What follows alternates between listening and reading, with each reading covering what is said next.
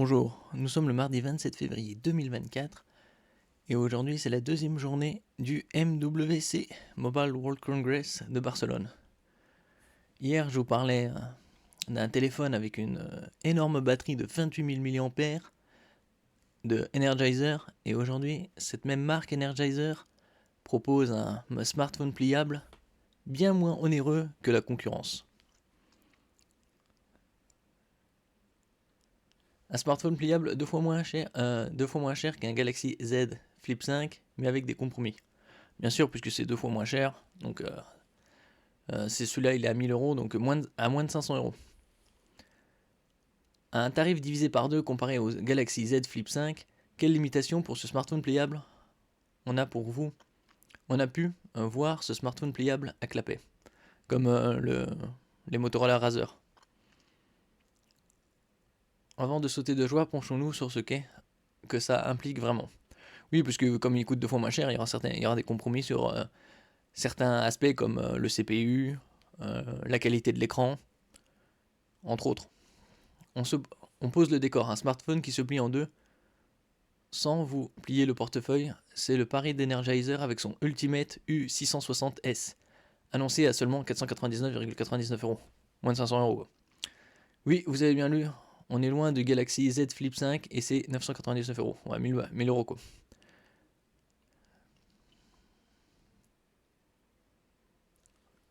Plaisir pliant à petit prix. Energizer, plus connu pour ses piles que pour ses téléphones, relativement, ça dépend dans le milieu, mais il est de plus en plus connu dans le milieu des smartphones, avec très grosses batteries comme celui-là que je vous ai présenté, et résistant. Il débarque sur le marché des smartphones pliants par la grande porte. Grâce à Avenir Télécom, un distributeur français qui a récupéré la licence Energizer, ils ont aussi annoncé un smartphone très endurant. La marque promet de mettre cette technologie tant convoitée à la portée de tous, mais évidemment, qui a dit petit prix, dit concession évidemment. Euro est pliant. Et oui, 500 €, vous avez bien entendu. C'est la marque Energizer, ceux qui font les piles, qui a fait ce smartphone. Alors évidemment, pour atteindre ce prix, vous doutez bien qu'il a fait quelques concessions. L'avantage de cet écran, c'est qu'il est 2K, mais surtout pliant et quand même de très bonne qualité. Quand on le ferme, eh bien on a un écran à l'avant. Et attention, cette fois-ci, l'écran, bon, il n'est pas aussi bon que celui d'un Samsung, mais on a quand même un écran qui permet de mettre quelques informations. Par exemple, je peux jouer la musique, je peux regarder l'heure. Après, niveau photo, on est sur une composition assez entrée de gamme avec un capteur 25 mégapixels en x1 et un capteur 8 mégapixels en ultra grand angle. Voilà, c'est pas génial. Mais enfin voilà, pour 500 balles, il faut bien accepter de faire quelques concessions parce que l'écran pliant, vous doutez bien, il coûte quelque chose à produire. Mais c'est top, je trouve que le format est sympa. Oui, monsieur, mais c'est quand même bien plus abordable que le Galaxy Z Flip ou Motorola Razr en échange de 500 €. On va voir qu'est-ce qu'on a pour 500 € également. Alors, avec un processeur Helio G99, ça change des Snapdragon 8 Gen 3. 12 Go de RAM, ça c'est un très bon point quand même pour 500 €. Et 256 Go de stockage. On pourrait penser qu'ils n'ont pas lésiné sur les moyens. Bon, pas de 5G ici. Bon, c'est comme sur l'Energizer que je vous ai présenté hier. Il n'a pas de 5G également. Alors, côté photo, il y a un capteur de 16 mégapixels, ainsi qu'un 8 mégapixels et un frontal de 25. Sans plus de précision, bon, on le verra par la suite, puisque ce smartphone va sortir à la fin de l'année, vers novembre. La batterie 3600 mAh et très peu d'informations se mettent sous les dents du côté de la charge.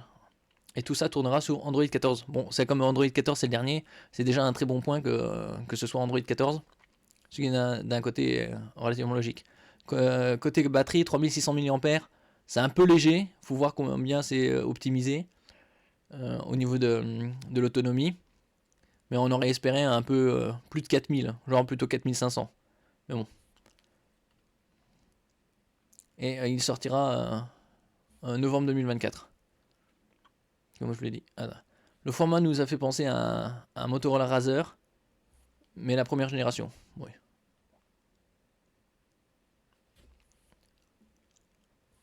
Même si c'est un prototype que nous avons eu en main, on a quelques doutes sur la fiabilité et la durabilité de ce produit. Bon, elle sera certainement un peu moins bonne que ceux comparés à 1000 euros, mais ça reste à prouver aussi. Parce qu'ils ont fait quand même quelques concessions au niveau de la puissance du CPU et la 5G, donc, et ainsi que les capteurs photo.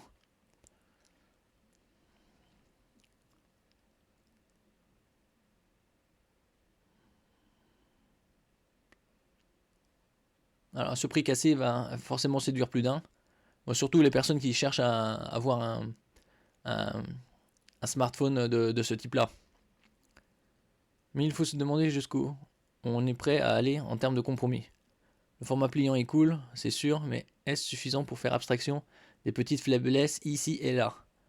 Oui, il faut comparer aussi ce qui est comparable, puisque d'un côté, le point commun c'est qu'il est pliant, mais il ne coûte que 500 euros. Donc, ça reste quand même une très bonne occasion. À voir dans les prochains mois avec plus de specs dévoilés.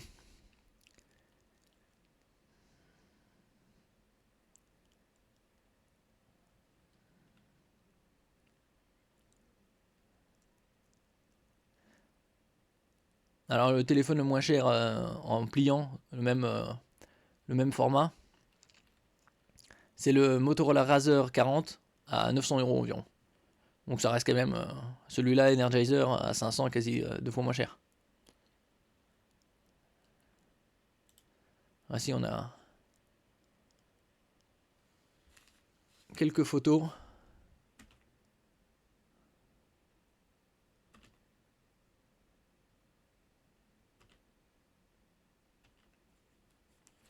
Bon.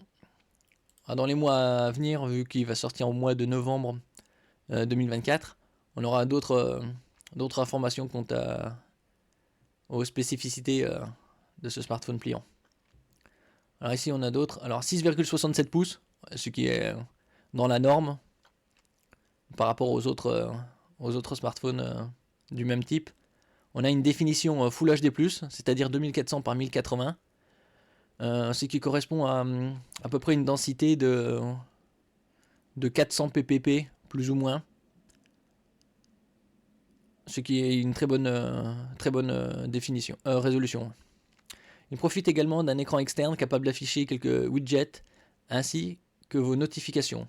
Les performances sont assurées par une puce 4G Helio 99 de chez Mediatek, 12 Go de RAM. Ça, j'ai souligné que c'est un très bon point, 12 Go de RAM, surtout maintenant où les applications sont de plus en plus gourmandes.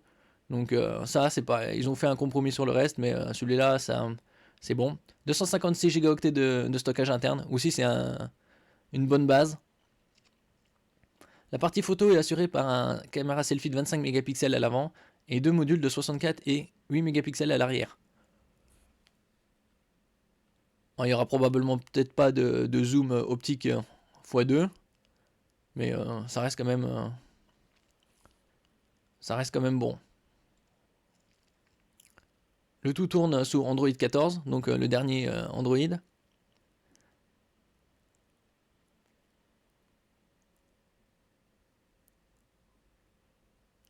Energizer n'a cependant pas pu nous donner plus d'informations sur leur politique de mise à jour Android.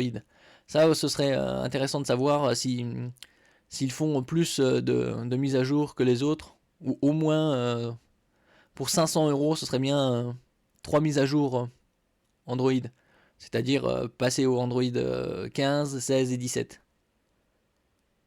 Bien qu'il soit non finalisé, le design du smartphone est plutôt réussi. Le facteur de forme n'est d'ailleurs pas sans rappeler celle des Motorola Razr. À la recherche du meilleur rapport qualité-prix. La philosophie d'Energizer est de proposer des smartphones endurants et résistants à un prix agressif. Exactement, endurant avec des grosses batteries et résistant avec des IP68. Celui-là, on ne sait pas encore, mais on aura par là, dans quelques mois, certainement d'autres informations. Cela passe par le choix d'une puce moins performante, mais aussi d'un niveau de finition inférieur à celui d'un modèle plus haut de gamme. Certes, mais comme je le rappelle, celui-là, il est à 500 euros, alors que les autres, ils sont 2 fois plus chers, quoi. Mais Energizer ne cherche pas à concurrencer les cadors du marché, son objectif est de convaincre les utilisateurs qui aiment le format compact de ce format pliant mais qui ne veulent pas mettre beaucoup d'argent dans un smartphone. La marque a peut-être ici une carte à jouer avant que Samsung ne propose des versions plus abordables. Ou d'ici là, on n'a pas encore de nouvelles sur des versions plus abordables.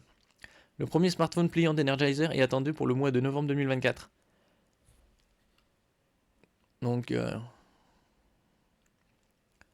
d'ici 9 mois, on aura d'autres informations. Mais déjà, à 500 euros, c'est une très bonne nouvelle au niveau de ce prix, avec les spécificités montrées. Reste à savoir le nombre de mises à jour qu'il y aura concernant le OS.